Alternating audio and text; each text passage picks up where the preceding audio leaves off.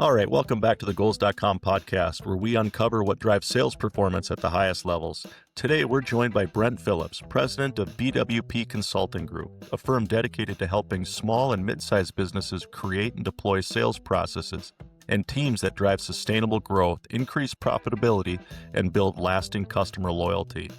Brent partners with business leaders to design clear sales strategies, strengthen leadership alignment, and install systems that turn unpredictability into performance. His work focuses on helping organizations develop the structure, habits, and culture needed to scale with confidence. In this episode, we'll dive into how Brent helps companies move from inconsistent results to consistent revenue, the most common barriers to growth, and the mindset it takes to lead a sales team built for long-term success. All right, Brent, you ready to get into it? Yes, that was quite the introduction. Thank you, Andrew. I look forward to it.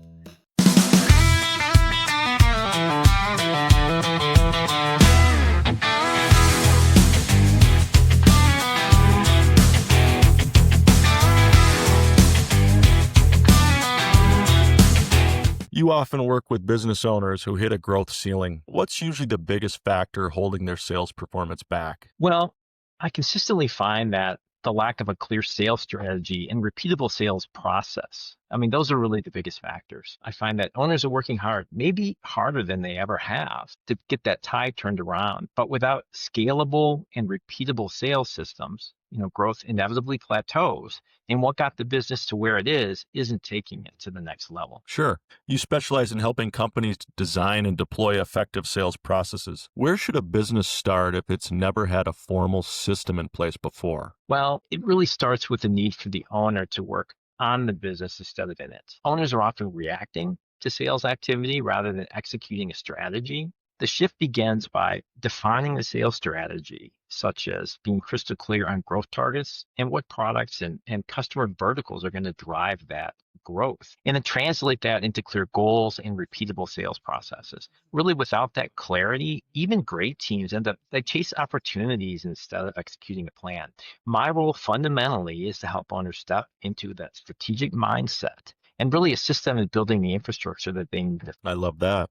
How do you help leadership teams create alignment between their sales goals and their broader business strategy? Yeah, that's a good question. I think it really begins by breaking strategy down by product and customer vertical. Each vertical may require its own value proposition, unique sales process, and its own targets. Once leadership defines what growth looks like, whether it's, say, margin, volume, market share, those targets are then tied to the specific segments that will drive them. That clarity makes sale goal setting straightforward, and it gives the team a clear roadmap that they can execute. What role does data play in building a sales process that actually improves results? That is a great question. I think particularly in the context of the many new predictive analysis AI tools that are available. I think the one thing that AI does better than the human brain is sort through multiple data sets and identify patterns. AI highlights trends in things like seasonality, economic shifts, buying behaviors that just really are not at all obvious.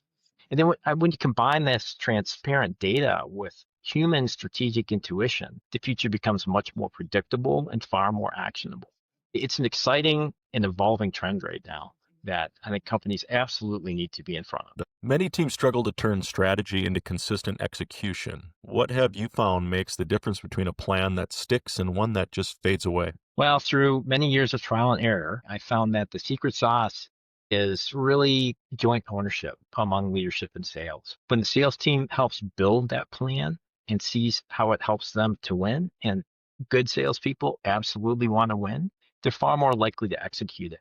I think the key point is that it's not about more rules. It's really about having that shared commitment to make it happen. And in your entire sales career, your sales career history, what is the most interesting experience you've ever had? There's been a few, you can imagine, after 30 years. And most of my career has been involved with international business. I've had the opportunity to travel to like 60 different countries around the world and conduct business in far-flung corners of the earth. So there's quite a few examples I can pull. I guess, Andrew, one that comes to mind is, if you may recall, about 20 years ago that the Marriott Hotel in Jakarta got bombed. And coincidentally, I actually had a reservation to stay in that hotel on that day. One of our colleagues, she was German. She was on the trip with us. We had meetings in Singapore. We had a plant there. And then we were going to fly and meet a supplier in Jakarta. And our colleague's brother worked at the Marriott Hotel. He worked for Marriott International. He was in charge of sales for that particular property. And then just very last minute, I can't even recall why, but our trip ended up getting postponed by like 2 weeks. So we didn't end up making the trip at that time. Otherwise, we literally would have been there in that day. So that was quite an experience, as you can imagine. Wow. So it changed things quite a bit, but we did end up making the trip to Jakarta, but it was under very different circumstances. We flew from Singapore to Jakarta really early in the morning. We had an armed van escort that took us across Jakarta. We had a good meeting with the supplier, and then we went directly back to the airport. And then from there, I flew on to Thailand that night. But yeah, it was quite something. But what else was interesting is that whenever the Marriott Hotel, anyone was interviewed, it was my colleague's brother who was the one being interviewed. He ended up being the spokesperson for the hotel. So he was all over the international news for like a month after that. So yeah, you just never know quite what's going to happen when you're out traveling around. But it was quite an experience, I must say. Sounds more like an episode of Homeland than a sales trip. Well, yeah, 20 years of being on the front lines of traveling the world, you have a few experiences, let's put it that way. That's awesome. You've coached and led countless sales teams. What separates a good salesperson from a truly high-performing salesperson?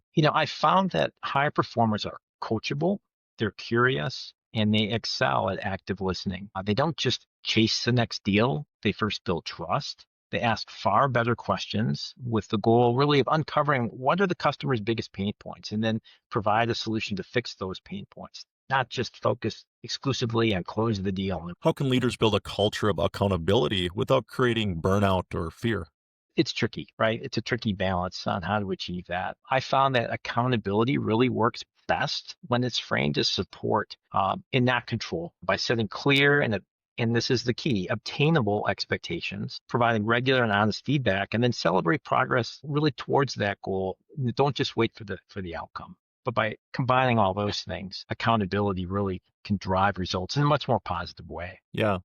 You work closely with CEOs who juggle multiple priorities. How do you help them stay engaged in sales leadership without micromanaging? I think what I do really most importantly is provide CEOs visibility without all the noise that surrounds it. Together, we define the metrics that really matter, what really drives their business and results, build dashboards to track them, and then really most importantly, empower their teams to own the how. And that gives the CEO really to stay focused on the why. And that ultimately is what's going to drive results. Sounds easier than it is, but once that's achieved, it's miraculous. Yeah, I would welcome that in my organization. You talk a lot about sustainable growth. What does that really look like in practice, and how can businesses protect it long term? It's a really good question. And I would say in a nutshell that sustainable growth means your sales aren't dependent on heroics. It's process driven, talent supported, and aligned with the organization's ability to deliver on those closed deals. There's nothing worse for the salesperson and for the organization to close a big deal and then not being able to deliver on it. And you protect it by continually investing in process, in people, and in training. And then the magic happens. If a company came to you today saying, we have great people, but inconsistent results, where would you start that conversation? I would, I guess, first start by asking, what does great look like? And how do you know? The end of the day, right? Question really surprisingly takes a long time to align on an answer. Often it's like, well, we achieve revenue targets, but is that really what great looks like? Are you achieving those long-term enterprise customers that are going to drive repeatable growth and move your company to the next level, or you're focused on the short-term gains at low margin, as an example? And then by answering those questions, then we move and then we look at strategy, at process, at coaching, at metrics. The most important point is that talent alone is not enough. Talent needs structure to thrive. Yeah, no doubt. All right, guys, that was Brent Phillips, president of BWP Consulting Group, helping businesses design the sales systems, leadership structures, and culture that fuels sustainable growth. If you're ready to bring more clarity, consistency, and momentum to your sales organization, connect with Brent on LinkedIn or visit BWP Consulting Group to learn more. Thanks for tuning in to the Goals.com podcast, where we explore what drives top sales performance. Be sure to subscribe and share this episode with a fellow sales leader who's ready to level up. Until next time, stay focused, stay driven, and keep setting goals. Thank you very much, Brent. This episode is brought to you by Goals.com, the sales performance platform built to help teams stay focused, motivated, and on track. While most CRMs just track data, Goals.com drives real results. It's simple, affordable, and designed to help your sales team hit targets faster, without the headache of complex setup or costly consultants. Whether you're using a CRM or not, Goals.com works seamlessly to elevate your performance. Book a fun, fast demo today at Goals.com.